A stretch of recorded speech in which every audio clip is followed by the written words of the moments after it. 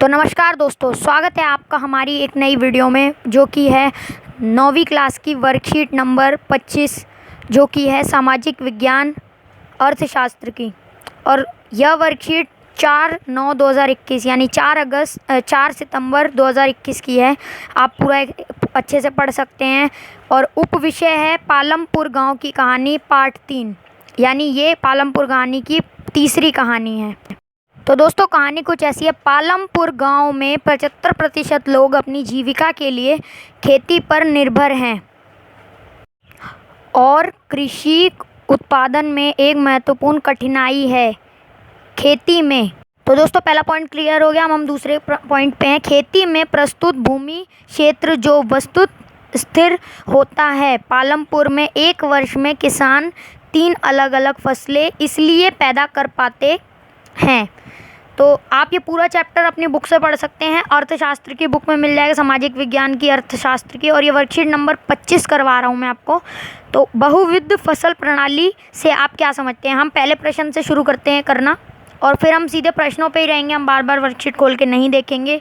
और ये चैप्टर आप ज़रूर पढ़िएगा, काफ़ी ज़्यादा इंटरेस्टिंग चैप्टर है, आपको काफ़ी ज़्यादा अच्छा लगेगा पढ़ने में।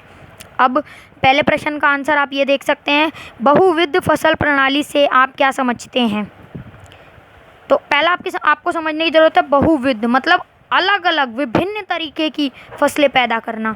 एक वर्ष में किसी भूमि पर एक से अधिक फसलें पैदा करने को बहुविध फसल प्रणाली कहा जाता है। तो आपने देख लिया, पहला पॉइंट क्लियर होता है। अब हम बढ़ते हैं अपने सेकंड क्वेश्चन की तरफ। तो दोस्तों, अब हम बढ़ते हैं हमारे दूसरे प्रश्न पे जो कि है, हरित क्रांति के क्या दुष्परिणाम देखने को मिले? ये को जो बीच में है इसे मत लिखिएगा, आप सिर्फ आगे वाले को लिखिएगा। तो हरित क्रांति के क्या दुष्परिणाम देखने को मिले? तो इसका उत्तर का जो पहला पार्ट है वो है, उर्वरकों के अधिक प्रयोग से मिट्टी की उपजाऊ क्षमता कम हो गई। पहला पार्ट आप याद रखिएगा अच्छे से, बिल्कुल भूलिएगा मत। उर्वरकों के अधिक प्रयोग से मिट्टी की उपजाऊ क्षमता कम हो गई।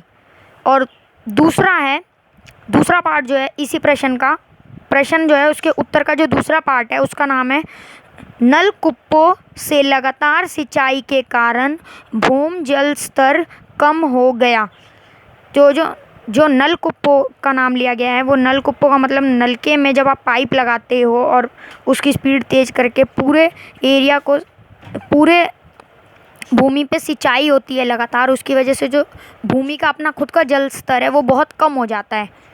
तो पहला पार्ट डन हो गया। दूसरा पार्ट हम करवाते हैं फटाफट से आपको। नलकूपों से लगातार सिंचाई के कारण भूमि जल स्तर कम हो गया। तो ये दूसरा पार्ट भी डन हो गया। अब हम बढ़ते हैं अपने थर्ड पार्ट की तरफ। तो थर्ड पार्ट चलिए स्टार्ट करते हैं। थर्ड पार्ट है, एक ही भूमि पर उत्पादन बढ़ने के उत्पादन बढ़ाने के अलग अलग कौन से तरीके हैं?